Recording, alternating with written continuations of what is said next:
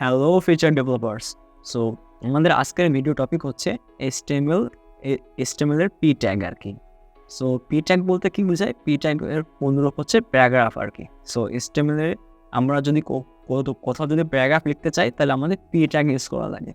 So সেই জিনিসটা আমরা যদি একটু বিস্তারিত দেখে আসি তাহলে আপনাদের সামনে জিনিসটা আসছে যে দেখেন এখানে লেখা আছে যে HTML প্যারাগ্রাফস আছে। সো এখানে কি দেওয়া আছে ইংলিশে যে a paragraph always starts on a new line. কি বলতেছে যে একটা প্যারাগ্রাফ যখন আপনি HTML এর মধ্যে লিখবেন তখন ওইটা অবশ্যই একটা নতুন লাইন দিয়ে শুরু হবে। লাইন দিয়ে বলতে কি বোঝাচ্ছে অ্যাকচুয়ালি? সো সাপোজ ধরেন আপনার এখানে আমাদের যেই জিনিসটা এখানে আছে, ধরেন এখানে যে জিনিসটা আছে এখানে ধরেন আপনার একটা, আমি তো আগের ক্লাসে দেখাইছি যে ধরেন H1 একটা। সো আমি ধরেন এখানে একটা H1 নিলাম, যে H1 নেওয়ার পরে এটা ক্লোজ করলাম এবং এটাতে আমি এটাকে ক্লোজ করলাম H1 দিয়ে, এবং দেওয়ার পরে এখান থেকে লিখলাম যে মাই হেডিং। সো এটা কিন্তু আপনার কিন্তু একটা লাইনে শো করবে, দেখছেন?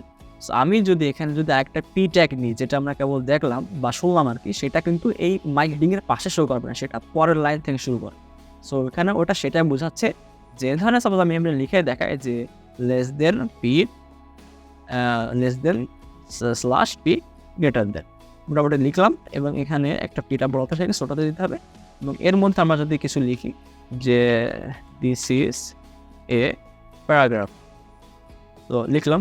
এবার যদি আমি কন্ট্রোল এস দিয়ে সেভ দিই এবং আমি যদি পাশে যে দেখি তাহলে দেখবেন যে জিনিসটা কিন্তু পরের লাইন থেকে শুরু হচ্ছে। সো এখানে আর কি এই কথাটা এটাই মানে বোঝাচ্ছে যে একটা প্যারাগ্রাফ অবশ্যই একটা নতুন লাইন দিয়ে শুরু হয়, ঠিক আছে? এবং এখানে কি দেওয়া আছে যে and is usually a block of text. Block মানে কি? যে একটা জায়গা।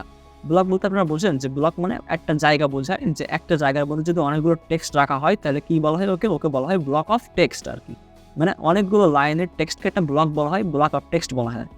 আচ্ছা, সো এখানে কি দেওয়া আছে? The HTML P element defines a paragraph. যে এই যে পি এলিমেন্টটা বা যে পি ট্যাগটা আমরা কেবল করলাম, এটা কি করে? কি ডিফাইন করে? একটা প্যারাগ্রাফকে ডিফাইন করে। কার মধ্যে? HTML এর মধ্যে একটা প্যারাগ্রাফকে ডিফাইন করে। আচ্ছা, এরপরে যদি কি দেওয়া আছে যে a paragraph always starts on a new line, যেটা আমরা অলরেডি দেখলাম, এবং and browsers automatically add some white space. এটা কিন্তু খুব গুরুত্বপূর্ণ কথা, যে কি বলতেছে যে ব্রাউজার কি করে? কিছু হোয়াইট স্পেস দিয়ে দেয়। সো আমরা নতুন একটা ওয়ার্ড শুনলাম যে হোয়াইট স্পেস। সো এই বিষয়ে আমরা একটু পরে বিস্তারিত জানবো, বাট এটুকু জেনে রাখেন যে HTML এর মধ্যে কিন্তু বাই ডিফল্ট কিন্তু অনেক হোয়াইট স্পেস থাকে, বা বাই ডিফল্ট অনেক হোয়াইট স্পেস পড়ে যায় আমরা বিভিন্ন ট্যাগ লিখলে আর কি। সো সেগুলোকে করা যায়, রিমুভ করা যায় আর কি, বাট সেগুলো পরে দেখাবো আর কি। এবং সেই হোয়াইট স্পেস বলতে কি হচ্ছে? একটা মার্জিন বুঝাচ্ছে। সো মার্জিন তো তাহলে জানি রাখেন যে আমরা একটা ওয়ার্ড শুনলাম, সেটা কি? মার্জিন। সো মার্জিন নামে একটা জিনিস আমাদের HTML বা CSS আছে, যেটা আমরা যখন আমরা পড়বো CSS তখন আমরা মার্জিন প্যাডিং সম্পর্কে কিছু সম্বন্ধে জানবো, মার্জিন এবং প্যাডিং আর কি। সো এখন দরকার নাই, পরে। সো তারপরে কি বলতেছে যে some white space a margin before and after a paragraph. So একটা প্যারাগ্রাফের আগে এবং পরে কিছু মার্জিন ওরা দিয়ে দেয়, বা একটা হোয়াইট স্পেস দিয়ে দেয় আর কি, ঠিক আছে? আর নিচে দেওয়া রয়েছে the example P, this is a paragraph, আবার কি দিস ইজ অ্যানাদার প্যারাগ্রাফ, ঠিক আছে? সো এখানে দুটো এক্সাম্পল আর কি দেওয়া আছে, হ্যাঁ। সো আপনি এখানে যদি, আমি কিন্তু লিখছি পি, দেখছেন? এখানে পি শুরু এবং পি শেষ। সো আমি এখানে যদি আরেকটাও পি লিখি, পরের লাইনে আমি যদি আরেকটা দিই যে less than P greater than, আবার less than slash P greater than, এটাতে ক্লোজ করে দিলাম এবং এখানে লিখলাম যে দিস ইজ প্যারাগ্রাফ 2 বা 2 নম্বর আর কি, ঠিক আছে? কন্ট্রোল এস সেভ দিলাম এবং তারপরে যদি চেক দিই তাহলে দেখেন যে এই প্যারাগ্রাফটা কিন্তু পরের লাইনে আসছে, মানে কি একটা নতুন লাইন দিয়ে শুরু হয়েছে আর কি। এটাও কিন্তু ওই সেম লাইনে আসি নাই। সো কেন আসেনি? এগুলো কিছু কাহিনী আছে বা কিছু জিনিস আছে, সেগুলো আমরা একটা পরের ভিডিওতে দেখবো। আমাদের পরের ভিডিও টপিক হচ্ছে এইটা, যে এই দুটা কেন পাশাপাশি আসলো না, বা হেডিংয়ের পাশে তো এত জায়গা আছে, একটা লাইনে ফাঁকা আছে, কেন এই দুটোই পাশে বসলো না? তো এই জিনিসটা আমরা পরের ভিডিওতে দেখবো আর কি।